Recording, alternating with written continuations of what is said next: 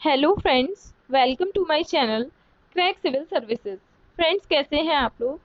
आप लोगों ने मुझे टेलीग्राम पर काफ़ी सारे मैसेजेस किए कि मैम अपनी स्ट्रेटेजी हमारे साथ शेयर कीजिए, हमें भी थोड़ा गाइड कीजिए। देखिए, आप लोगों ने मैसेज कर रखे हैं।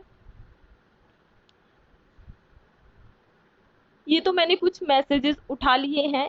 इसके अलावा भी बहुत सारे लोगों ने मुझसे पूछा है कि मैम प्लीज़ स्ट्रेटेजी शेयर कीजिए।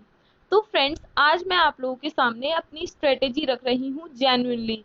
मैं आप लोगों को यहाँ पर एक प्रॉमिस करती हूँ कि मैं जो भी कहूँगी, सच के सिवा कुछ नहीं कहूँगी। फ्रेंड्स, मैं आप लोगों को भ्रमित नहीं करना चाहती, टू द पॉइंट रखना चाहती हूँ कि जिस तरीके से मैंने इस एग्जामिनेशन में अप्रोच रखी थी, वही अप्रोच आप रख सकते हैं। देखिए, सेम अप्रोच रखना पॉसिबल नहीं है, लेकिन आप लोग एक गाइडेंस ले सकते हैं और उस अप्रोच को अपने हिसाब से मॉडिफाई कर सकते हैं। यूपीपीसीएस 2017 वाला एग्जामिनेशन मेरी फर्स्ट अटेम्प्ट था और फर्स्ट अटेम्प्ट में मुझे इतनी अच्छी पोस्ट मिल गई है, वर्क ऑफिसर की पोस्ट। और जो मेरे मार्क्स हैं, उन मार्क्स पर मुझे डिप्टी एसपी की भी पोस्ट मिल रही थी, लेकिन मैंने नहीं ली, कुछ अपनी पर्सनल प्रेफरेंसेस की वजह से। तो फर्स्ट अटेम्प्ट में इतना अच्छा कर पाना, वही मैं आप लोगों को शेयर करना चाहती हूँ कि मैंने क्या अप्रोच रखी, जिससे कि आप लोग भी एग्जामिनेशन क्लियर कर पाएं और अच्छे मार्क्स लेकर एक अच्छी पोस्ट ले पाएं। तो फ्रेंड्स, स्टार्ट करते हैं। मुझे यहाँ पर फर्क नहीं पड़ता कि लोगों की क्या अप्रोच रहती है, क्या नहीं रहती है। मेरी जो अप्रोच रही है शायद स्टैंडर्ड ना हो, लेकिन आप लोगों के लिए मैं वही रखूंगी जो मैंने फॉलो किया, बिल्कुल सच सच। मैं आप लोगों को बिल्कुल भी भ्रमित नहीं करना चाहती हूँ। फ्रेंड्स, सबसे पहले मैं आप लोगों को अप्रोच बता देती हूँ। अप्रोच इम्पॉर्टेंट है, उसके बाद में हम बुक्स के बारे में डिस्कस करेंगे। बुक्स आप लोग पढ़ सकते हैं जहाँ से आप लोगों को ज़्यादा समझ आए। कुछ बेसिक बुक्स हैं, वो आप लोगों को पढ़नी ही पढ़नी है, वो मैं बता दूंगी। तो अप्रोच देखते हैं। अप्रोच से पहले मैं आप लोगों को बता दूं कि अब आप लोगों का एग्जामिनेशन, यूपीपीसीएस एग्जामिनेशन यूपीएससी की तरह ही होने लगा है। तो ये आप लोग का एक फ़ायदा भी है। अगर आप लोग यूपीएससी की तैयारी कर रहे हैं तो यूपीपीसीएस को भी आप लोग क्वालिफाई कर जाएंगे। कुछ चीज़ों को आप लोग को ध्यान में रखना होगा, कुछ एडिशनल कंटेंट पढ़ना होगा, एडिशनल किताबें पढ़नी होंगी। तो सबसे पहली बात, आप लोग अपने पास सिलेबस रखिएगा। सिलेबस प्रीलिम्स में ही नहीं, मेंस में भी अपने साथ रखना है। जब मैं मेंस एग्जामिनेशन दे रही थी तो सिलेबस मैंने साथ में खोल रखा था। कई बार क्या होता है कि हम स्टैंडर्ड बुक से रिवीजन कर लेते हैं, लेकिन हमारे सिलेबस के कुछ टॉपिक्स छूट जाते हैं। तो इसलिए ये अपने आप में बहुत ज़्यादा इंपॉर्टेंट है। उन टॉपिक्स को आप डायरेक्टली गूगल से देख लीजिएगा। कई बार क्या होता है, जो टॉपिक्स हम छोड़ देते हैं वहीं से क्वेश्चन पूछ लिए जाते हैं और हम वहां पर फंस जाते हैं, पीछे रह जाते हैं। तो इसलिए सिलेबस आप लोगों को अपने पास रखना है। टैली करते रहना है कि आप लोगों ने सभी टॉपिक्स रिवाइज कर लिए हैं या फिर नहीं, स्पेशली मेंस में। Limit your sources. देखिए, आप लोगों को बहुत ज़्यादा बुक्स नहीं पढ़नी है, आप लोगों को कम से कम बुक्स पढ़नी है, लेकिन उन्हें ज़्यादा से ज़्यादा बार रिवाइज करके बिल्कुल याद कर लेना है, जिससे कि आप लोगों का जो आपने पढ़ा है एटलीस्ट वो गलत ना हो। मेरी जो अप्रोच रही थी वो ये रही थी कि मैंने हर चीज़ के दो सोर्सेज पढ़े थे। एक सोर्स मेरा एनसीईआरटी रहा था और दूसरी सोर्स मेरा स्टैंडर्ड बुक्स रहे थे। मैंने दो सोर्स से ज़्यादा नहीं पढ़े, क्योंकि दो सोर्सेज में मोस्टली कवर हो जाता है। उसके बाद मैंने अपने नोट्स का जो वैल्यू एडिशन किया था, वो टेस्ट लगा कर किया था। मैंने बहुत सारे टेस्ट किए थे। फ्रेंड्स, बहुत ही इंपॉर्टेंट है, आप लोगों को टेस्ट सीरीज लगानी है। जितने ज़्यादा आप लोग टेस्ट करेंगे उतनी ज़्यादा चीज़ें आप लोगों को पता चलेंगी और आप लोग अपने नोट्स में उन्हें ऐड करते जाइएगा और आप लोगों का एग्जामिनेशन ज़रूर क्लियर होगा, अगर आप लोग ये अप्रोच फॉलो करते हैं तो। कि आप लोग ज़्यादा से ज़्यादा टेस्ट लगाइएगा। कम से कम मैंने 10 से लेके 20 टेस्ट पेपर किए थे। तो फ्रेंड्स, ये मेरी अप्रोच रही थी कि मैंने दो सोर्सेज पढ़े, साथ में उन नोट्स का वैल्यू एडिशन करती चली गई, टेस्ट सीरीज लगा लगा कर। रिवीजन।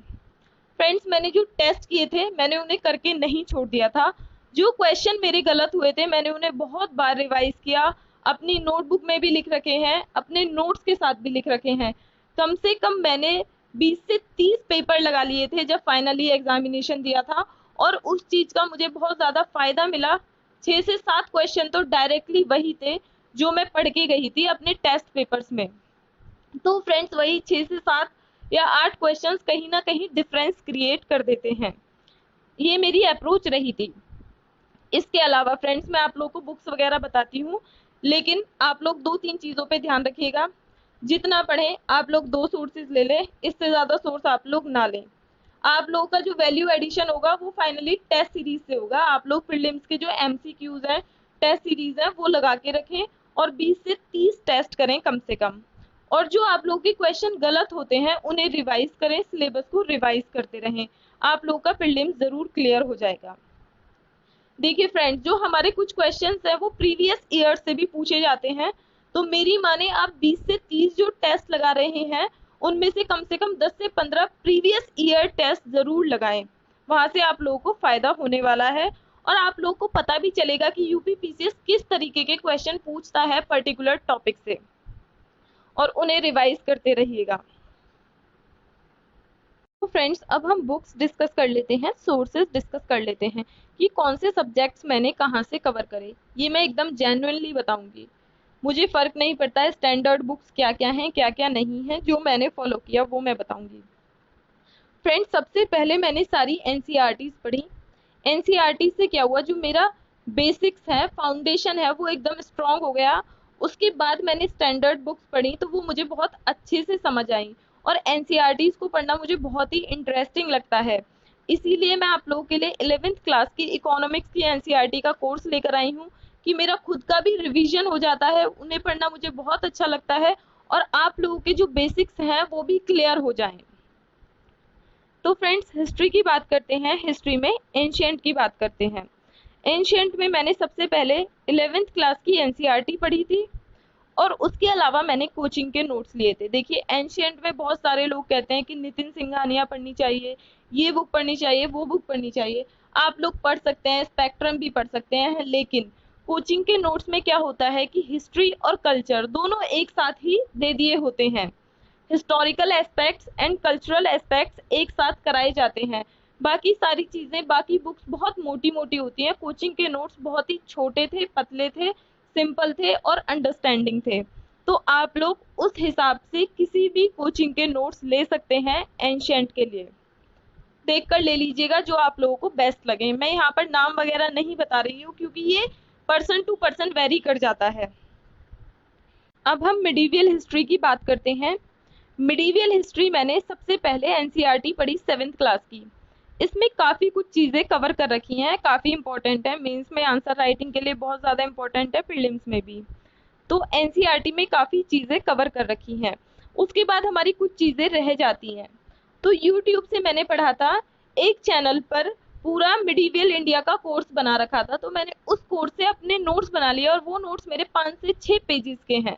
तो मैंने ये चीज़ यूट्यूब से कवर करी थी, कहीं मुझे ढंग का कंटेंट नहीं मिल रहा था, तो इसलिए मैंने वहां से कवर कर ली और मेरे शॉर्ट में नोट्स बन गए। मॉडर्न इंडिया, मॉडर्न इंडिया की सीरीज मैंने आप लोगों के लिए चला भी रखी है और जो मैंने पढ़ा है वही मैंने आप लोगों के साथ शेयर किया है। आप लोग देख सकते हैं कि वो कितनी अच्छी एंड वैल्यू एडेड सीरीज है। मैंने मॉडर्न इंडिया के लिए स्पेक्ट्रम कवर किया था और 12th क्लास की एनसीईआरटी कवर की थी, ये बिपिन चंद्रा की है। तो ये दोनों ही सफिशिएंट हो जाते हैं। इसके अलावा आप लोग को वैल्यू एडिशन तो करना ही पड़ेगा। जब आप लोग क्वेश्चंस पढ़ेंगे तो वहां से आप लोग को नई नई चीजें पता चलेंगी। उन क्वेश्चन से जो भी चीजें पता चले अपने नोट्स का वैल्यू एडिशन करते चलिएगा। और इसीलिए मैंने आप लोगों को मॉडर्न इंडिया की सीरीज बना रखी है। जो मेरे वैल्यू एडिड नोट्स हैं वही मैं आप लोग के साथ शेयर करती हूँ वहां पर। फ्रेंड्स पॉलिटी के लिए हमारा एक ही सोर्स काफ़ी है, लक्ष्मीकांत, और उसके अलावा मैंने एनसीईआरटी पढ़ी थी 11th क्लास की। अपने आप में बहुत ज़्यादा इंपॉर्टेंट है यही दोनों, और यहाँ से सफाइस हो जाएगा। उसके बाद आप लोग को वैल्यू एडिशन करना है अपने नोट्स का। वैल्यू एडिशन आप लोग कैसे कर सकते हैं, सिर्फ क्वेश्चन सॉल्व कर करके। और वही चीज़ मैं आप लोगों को बार बार बताऊंगी कि सिर्फ 2 सोर्सेज पढ़ें और उसके बाद वैल्यू एडिशन करते चलें।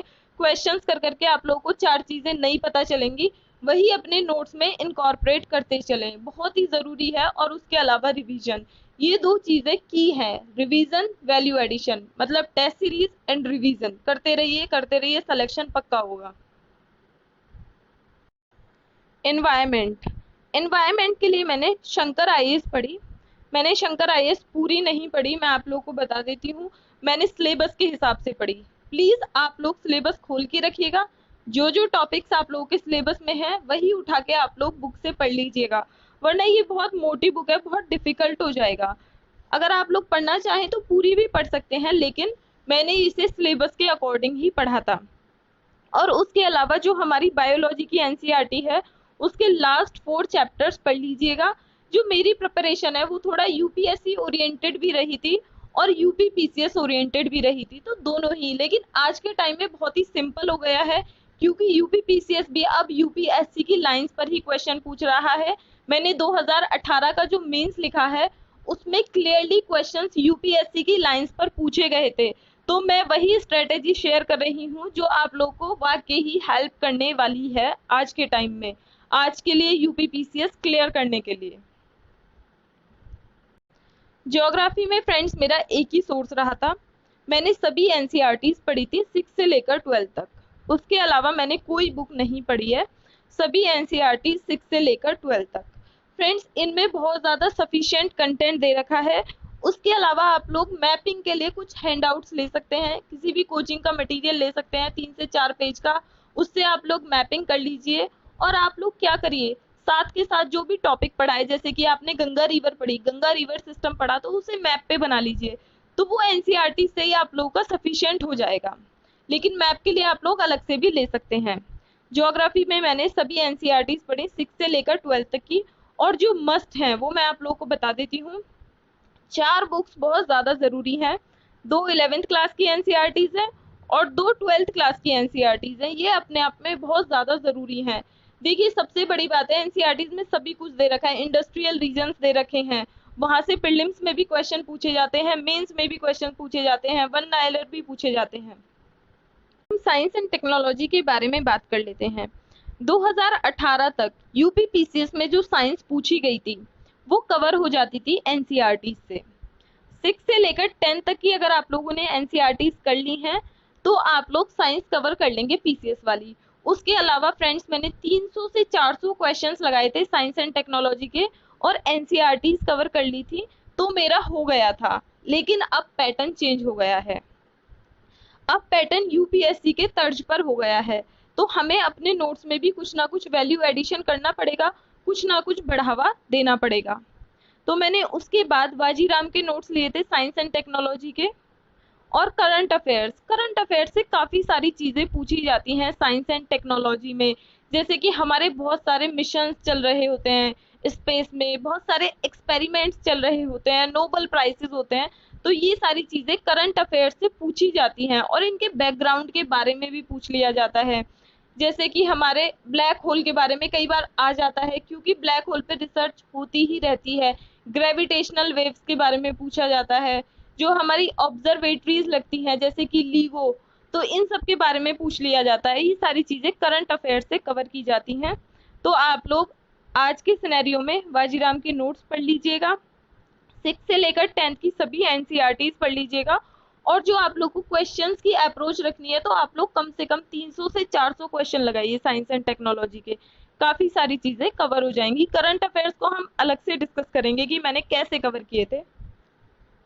अब मैं आप लोगों को इकोनॉमिक्स के बारे में बता देती हूँ। इकोनॉमिक्स में मैंने 11th एंड 12th क्लास की एनसीईआरटीज पढ़ी हैं होल हार्टेडली। इनमें बहुत ही ज़्यादा कंटेंट है, आप लोगों के सभी बेसिक्स क्लियर हो जाएंगे 11th एंड 12th क्लास की एनसीईआरटीज। मैंने कोई स्टैंडर्ड बुक फॉलो नहीं की। उसके अलावा मैंने इकोनॉमिक सर्वे की समरी पढ़ी।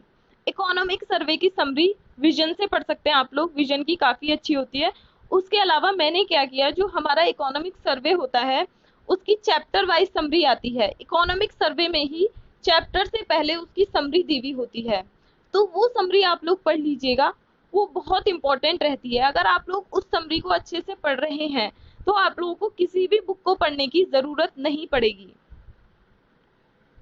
अगर आप लोग इकोनॉमिक्स में स्टैंडर्ड बुक फॉलो करना चाहते हैं तो मैं 2-3 नाम आप लोगों को बता देती हूँ। सभी बुक्स अच्छी हैं, इनमें से आप लोग कोई भी एक चूज करिएगा। मैं ये नहीं कह रही कि आप लोग 2-3 पढ़िए, आप लोग अपने सोर्सेज बहुत ज़्यादा लिमिटेड रखिए। एनसीईआरटी के अलावा बस एक स्टैंडर्ड बुक, कई लोग संजीव वर्मा पढ़ते हैं, शंकर गणेश की एक बुक आती है, रमेश सिंह की एक बुक आती है, इन तीनों में से आप लोग कोई भी बुक ले सकते हैं।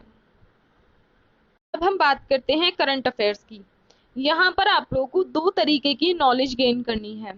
एक तो आप लोगों को डिटेल्ड नॉलेज गेन करनी है और दूसरी आप लोगों को वन लाइनर करंट अफेयर्स की भी नॉलेज होनी चाहिए। कई बार डायरेक्टली क्वेश्चंस पूछ लिए जाते हैं वन लाइनर वाले और डिटेल में भी पूछ लिए जाते हैं करंट अफेयर्स से। तो ये चीज आप लोगों को यूपीएससी यूपीपीसीएस दोनों के लिए रखनी है। आजकल यूपीएससी भी वन लाइनर करंट अफेयर्स पूछ लेता है डायरेक्टली और यूपीपीसीएस में तो पहले से ही पूछे जा रहे हैं। तो डिटेल्ड नॉलेज के लिए आप लोग को एक मंथली मैगजीन को फॉलो करना है। कोई सी भी मैगजीन आप लोग फॉलो कर सकते हैं जो आप लोग को अच्छी लगे, अच्छे से समझ आ जाए। तो मंथली मैगजीन काफी सारे कोचिंग इंस्टीट्यूशंस प्रोवाइड कराते हैं, जो आप लोग को अच्छी लगे मंथली मैगजीन फॉलो कर लीजिएगा। इसमें न्यूज़पेपर, आप लोग न्यूज़पेपर डेली देखते रहिए, हाइलाइट्स आती हैं फ्रंट पेज पे। उसके अलावा आप लोग एक दो आर्टिकल भी पढ़ लीजिए एडिटोरियल वाले, वो इंपॉर्टेंट होते हैं मेंस में आंसर राइटिंग के लिए। तो मैं ये नहीं कह रही कि आप लोग सारा न्यूज़पेपर पढ़िए, कम से कम एक आर्टिकल तो पढ़िए एडिटोरियल वाला, कम से कम एक। मैंने दो पढ़े थे, टू बी वेरी ऑनेस्ट, मैंने चारों के चारों नहीं पढ़े एडिटोरियल वाले, दो ही पढ़ती थी, उसी में मेरा 1 घंटा निकल जाता था। और बाकी जो मैंने वन लाइनर कवर किए थे वो मैंने यूट्यूब से कवर किए थे।